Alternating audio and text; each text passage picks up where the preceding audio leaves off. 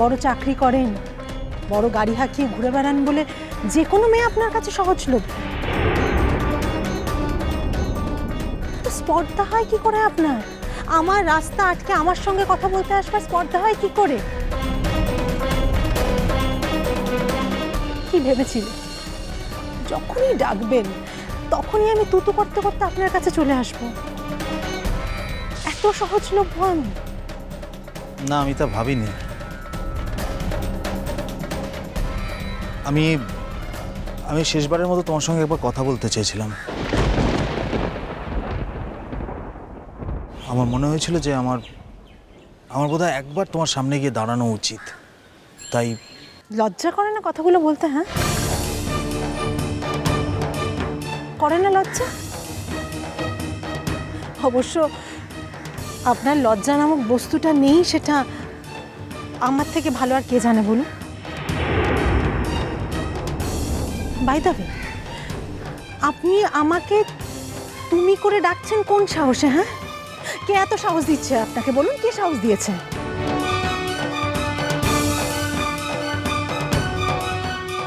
Sorry, তুমি বলার জন্য না। আমি তোমাকে আপনি বলতে পারবো না, তাই।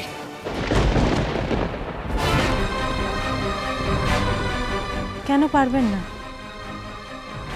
কে হই আমি আপনার? কেন কথা বলতে এসছেন আমার সাথে? যাতে আমি আপনাকে ডিভোর্সটা দিয়ে দিই, তাই জন্য তো? আপনার মাসতুতো বোন বোধহয় আর এভাবে থাকতে চাইছে না। আপনার স্ত্রীর পরিচয়ে থাকতে চাইছে। জানেন, একবার ভেবেছিলাম যে আপনি এই যে আমাকে দিনের পর দিন, মাসের পর মাস, বছরের পর বছর অপমান করে গেছেন না, আমি আপনাকে কিছুতেই সুখী হতে দেব না। এখন আমি আমার মনটা পাল্টে নিয়েছি। আমি ডিসাইড করেছি যে আমি আপনাকে ডিভোর্স দিয়ে দেব। একমাত্র এই একটা উপায়ই আপনার মতো একটা খারাপ লোকের সঙ্গে আমার চিরজীবনের মতো সমস্ত যোগাযোগ বিচ্ছিন্ন হবে।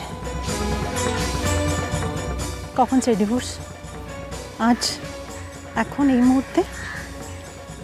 দিন, কাগজটা দিন, আমি সই করে দিচ্ছি। দিন। কি হল, চুপ করে আছেন যে? এটাই তো আপনার মূল বক্তব্য ছিল। রূপা দিদি, মুখ প্লিজ, এখন এর মধ্যে কোনো কথা বলবি না প্লিজ। তুমি যদি ডিভোর্স চাও তাহলে। দাঁড়ান দাঁড়ান, আমি ডিভোর্স চাই মানে? ফের চালাকি করছেন আপনি? হ্যাঁ, ডিভোর্স তো বারবার আপনি চেয়ে এসেছেন। রূপাঞ্জনা, তুমি যদি 2 মিনিট তুমি আমার সময় দাও, তুমি যদি আমার কথাগুলো শোনো তাহলে। না আর্য, আর কোনো কথা নেই।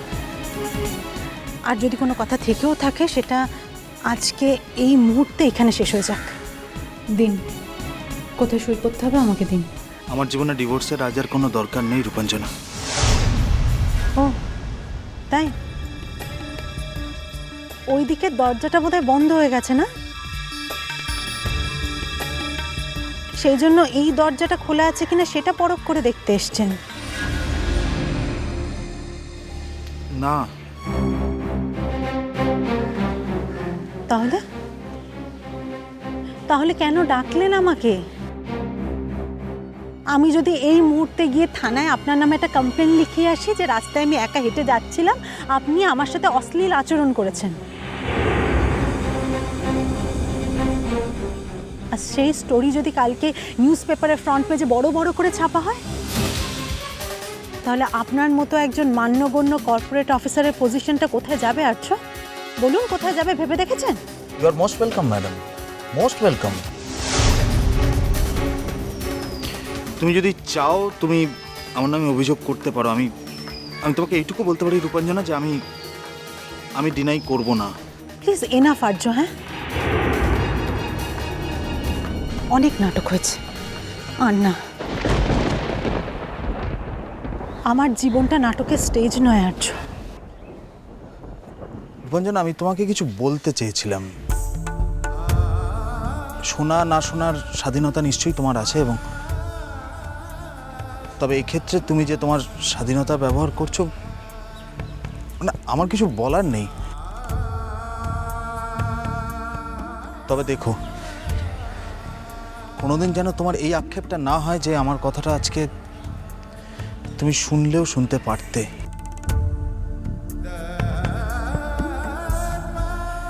আর কোনোদিন দেখা হবে না, আর কোনোদিন তোমায় বিরক্ত করব না, অন্তত আমি নিজে তো করব না। ভালো থেকো, চলি।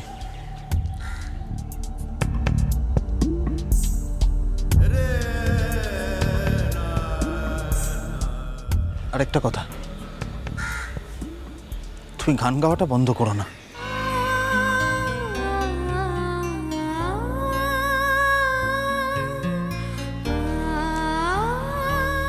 তুমি যদি মনে করো তোমার মনে পড়বে, আজ নয়, তোমার সঙ্গে আমার যতবার দেখা হয়েছে ততবারই একটা কথাই বলেছি,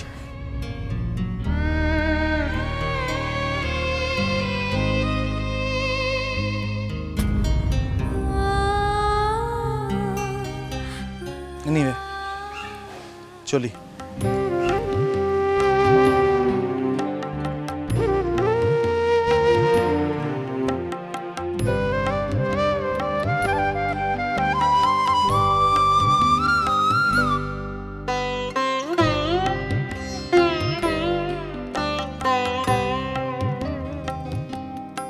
আমি রাখবো গেঁথে তারে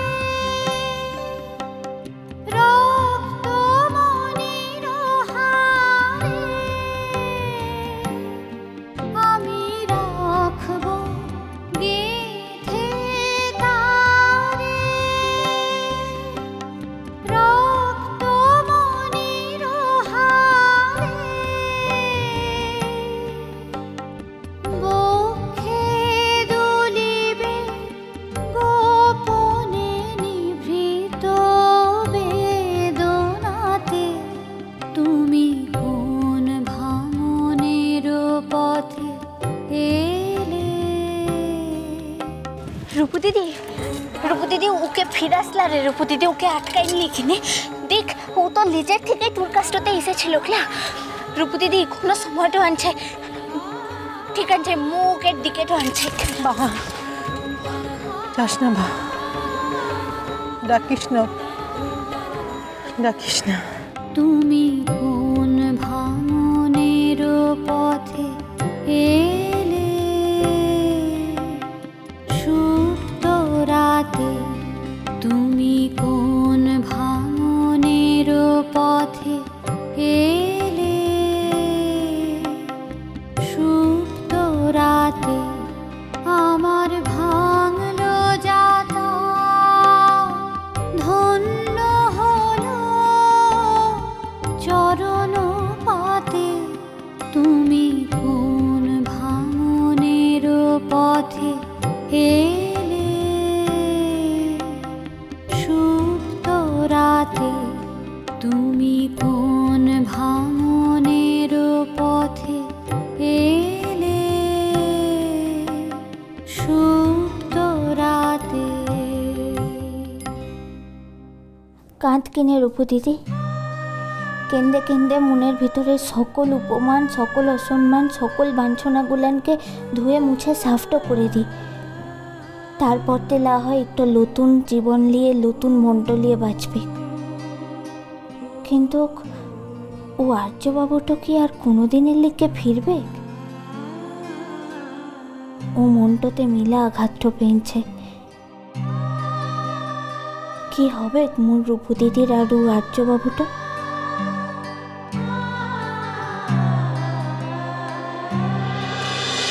মিষ্টি কুটু মিষ্টি কুটু মিষ্টি কুটু